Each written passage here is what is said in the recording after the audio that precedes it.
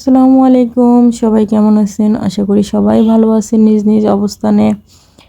আজকে রান্না করতেছি কলমি শাক ভাজি, আর সাথে 2টা আলু দিয়ে দিয়েছি কুচি কুচি করে, কারণ আলু দিয়ে শাক ভাজিটা আমার ছেলে বেশি পছন্দ করে। আর এমনি শুধুমাত্র শাক ভাজি করলে ও তেমন একটা খাইতে চায় না, তো ওর জন্যই 2টা আলু দিছি যাতে ও একটু ভালো মতো খাইতে পারে। আর আসুন আজকে রান্না করতে করতে আপনাদের সাথে কয়টা কথা শেয়ার করি। আর তার আগে বলে নিই, আমার মোবাইলের ক্যামেরাটা এত লাফায় কেন আমি জানি না, মানে এটাকে জুম করে ভিডিও করলে এটা এরকম লাফালাফি শুরু করে, আর এই কারণে আমি মানে ভিডিও করে শান্তি পাই না। ওই দিন একটা মানে ফুল ফুটেজের ভিডিও নিয়েছিলাম, কারণ আমার পাকঘরের চারপাশে হয়েছে তেল কাজটা, তো তেল কাজটার জন্য ভিডিও সুন্দর আসে না দেখে মোবাইলটাকে জুম করে তারপরে ভিডিও করি, আর মোবাইলটা এই সুযোগে শুধু লাফায়। এত লাফালাফি তো ভালো লাগে না আমার। আচ্ছা, কথা যেটা বলতে চাইতেছিলাম সেটা হয়েছে যে ইদানিং আমার এমন অবস্থা হয়েছে যে আমার কারোর সাথে তর্কে জড়াইতে ভালো লাগে না, কথা বলতেও ভালো লাগে না, কোনো কিছুই কেমন যেন ভালো লাগে না, মানে অনেকটা নীরবতা থাকতে পছন্দ করতেছি। সেখানে আমার ছেলে হোক, আমার হাজব্যান্ড হোক, ওদের সাথেও আমার কথা বাড়াইতেও ভালো লাগে না, তর্ক করতেও ভালো লাগে না, কোনো কিছু ভালো লাগে না। আর আমার ছেলের একটা অভ্যাস হয়েছে, এখন একটু বড় হয়েছে তো, মানে ও একটা প্রশ্ন করবে, সে প্রশ্ন থেকে আমি একটা উত্তর দিলে ও স্যাটিসফাইড হবে না, ও ওই প্রশ্ন থেকে আরও 10টা প্রশ্ন করবে। তো আমার মাথায় এত ঝালাপালা হয়ে যাইতেছে।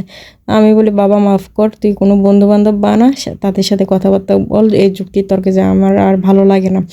সেম আমার জামাইও মানে আজকে কয়েকদিন থেকে মানে এই খালি এটা জিজ্ঞেস করে ওটা জিজ্ঞেস করে, কেমন জানি এখন আমার এইগুলা বিরক্ত লাগে, মানে কথার উত্তর দিতে কথা বলতে কেমন জানি হয়ে গেছে, আমার এগুলো এখন আর ভালো লাগে না। তো আমার ইনবক্সে আমার চাচাতো ভাই ছোটটা একটা মিম পাঠাইছে, সেটা হয়েছে যে শেখের বাটিরে চাঁদে দেখা গেছে। এখন আমি এটা দেখে আমি মনে মনে একটু হাসতেছি, মানে মনে মনে হাসতেছি, আরে আমি যে কি পরিমাণ একা হয়ে গেছি, আর কি পরিমাণ যে জিনিসগুলো অ্যাভয়েড করি। আমার চেতাইস না, তোরা তোরা আমার চেতাইস না, চেতাইলে আমারও লস আর তোদেরও লস, তোরাও আঘাত পাবি, মনে কষ্ট পাবি, আমার থেকেও কষ্ট লাগবে। তো সেজন্য আমাকে চুপ থাকতে দে, আমাকে চেতাইস না ভাই, আমাকে চেতাইস না, আমি চেতে গেলে আমি আর থামবো না। তো ও হয়তো একটু যুক্তিতর্ক করে মজা পাইতেছিল বা মজা করার চেষ্টা করতেছে। আর আমি বর্তমানে এসব সিচুয়েশনের কারণে, আমি যেহেতু আমার মনিটাইজেশন রেস্ট্রিক্টেড হয়ে গেছিলো, তারপরের থেকে মানে আমি অনেকটা নিজেকে কন্ট্রোলে নিয়ে আসছি যে আমি এসব বিষয়ে আর কোনো কথা বলবো না, কারণ আমি কথা বলতে গেলে অনেক সমস্যা হইতে পারে। আর শুধু সমস্যা না, আমি আমার ফ্যামিলির সাথেও কথাবার্তা বন্ধ করে দিয়েছি, মানে আমার 2টা ভাই বলবো না, একটা ভাইয়ের সাথেই আমার কথা হয়। তো ওর সাথে পর্যন্ত আমি কথা বলা বন্ধ করে দিয়েছি এসব কারণে, কারণ ও আমার সাথে এগুলা নিয়ে বার্গেনিং করে, এগুলা নিয়ে তর্ক করে, এগুলা নিয়ে, তো ওই জন্য আমি ওর সাথেও এখন যোগাযোগ বন্ধ। তারপরে বান্ধবীদের সাথে মানে যারা যারা ভিন্ন মতে আছে তাদের সবার সাথে আমি ডিসকানেক্ট হয়ে গেছি। আমি শুধু রাতের বেলা চিন্তা করি যে আমার আশেপাশের মানুষ সবাই ভিন্ন মত পোষণ করে, আমি একা একমাত্র একমত পোষণ করি, তারপরে ওরা আমাকে এত ভালোবাসে কেন।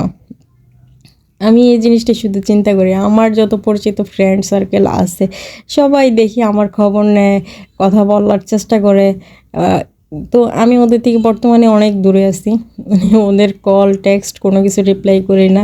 আরেকটা তো আছে, মানে ও কথা শুরু করবে নর্মালি, কিন্তু এরপরে খোঁচামারি কথা বলবে, তো সেই ভয়ে আমি ওর সাথেও কথা বলি না। বর্তমানে এসব জিনিস আমি খুব অ্যাভয়েড করে চলতেছি, আর চলার চেষ্টাও করব সামনে, কারণ এসব জিনিসে নিয়ে কথাবার্তা বলে এগুলো হয়তো একসময় যে ঠিক হয়ে যাবে, কিন্তু এগুলোর কারণে যদি সম্পর্কে ফাটল ধরে সেই সম্পর্কগুলো আর ঠিক হবে না। তো আল্লাহ হাফেজ বন্ধুরা, সবাই ভালো থাকবেন, আর আমার পোস্টে একটু বেশি বেশি লাইক কমেন্ট করবেন।